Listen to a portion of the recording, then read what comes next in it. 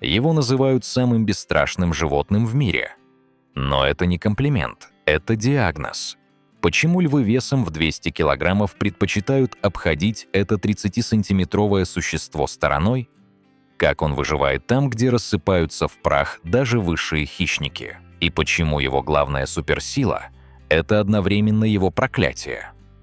Сегодня мы заглянем в глаза существу, которое официально признано самым опасным противником в соотношении вес к ярости. Медоед. Существо, которое живет так, будто оно уже мертво. Посмотрите на эти лапы. Когти длиной в 5 сантиметров. Это не просто оружие, это гидравлические домкраты. Медоед не просит разрешения войти. Он вскрывает землю, деревья и чужие норы, как дешевые консервные банки. Ему плевать, кто строил этот дом. Термиты, сурикаты, королевские кобры. Для него это не живые существа, а просто упаковка с едой. И эта упаковка часто сопротивляется. Низкий, коренастый, с серой спиной, будто покрытой пеплом. На первый взгляд обычный зверек, что-то между барсуком и росомахой. Но потом ты замечаешь глаза. Они не ищут опасность, они ищут с кем подраться. Медоед идет прямо через территорию львов, без спешки, без осторожности. Он нюхает землю, роет лапами сухую почву. И вдруг замирает. Под землей кобра. Один ее укус – это смертный приговор для взрослой антилопы. Одно движение. И через секунду змея уже извивается в воздухе, пытаясь вцепиться в морду зверя. Но медоед не отступает, он бросается снова. Кобра все-таки кусает его. Медоед даже не пытается увернуться. Он принимает удар в морду и замирает. Ученые считают, что у медоеда есть частичная устойчивость к некоторым ядам. Это не магия, это генетический взлом. Его ДНК мутировала. Рецепторы его клеток видоизменились. Неполная неуязвимость. Он тоже может погибнуть. Но проблема в другом. Большинство животных после первой такой ошибки больше не полезут к кобре. Медоед полезет снова. И именно это делает его опасным. В саванне есть животные быстрее него, сильнее него. Но почти никто не идет в атаку так, будто смерти просто не существует. Ученые долго пытались понять, почему медоед настолько агрессивен. Он не просто смелый, его тело буквально создано для войны.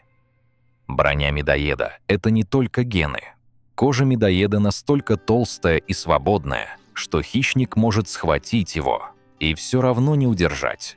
Она толще, чем у капского буйвола. 6 мм абсолютной прочности. Но главный секрет в другом.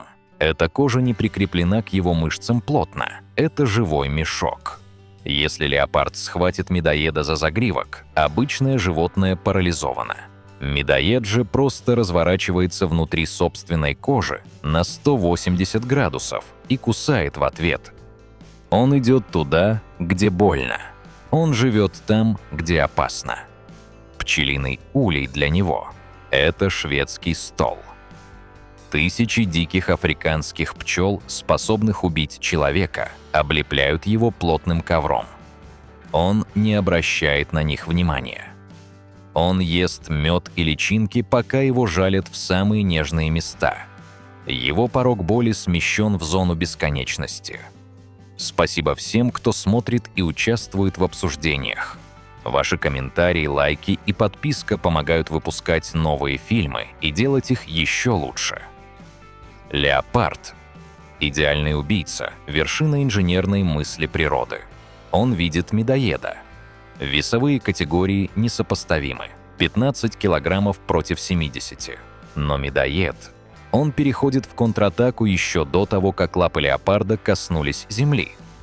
Медоед знает анатомию. Он не кусает леопарда за мощную шею. Он не дотянется. Он идет к паху.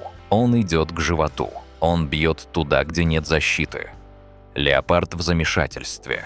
Он сильнее. Он быстрее. Но он боится, потому что леопарду есть что терять. Одна глубокая рана, И он не сможет охотиться, а значит умрет с голоду через неделю. У леопарда есть расчет.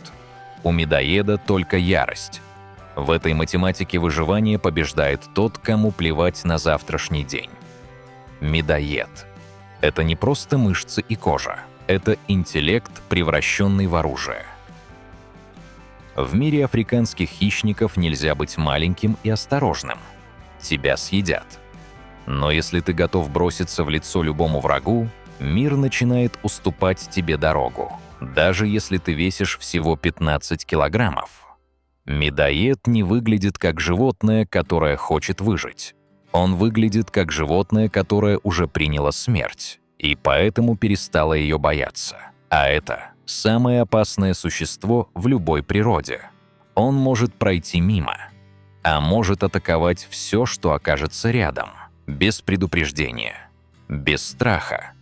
И именно поэтому история медоеда никогда не заканчивается.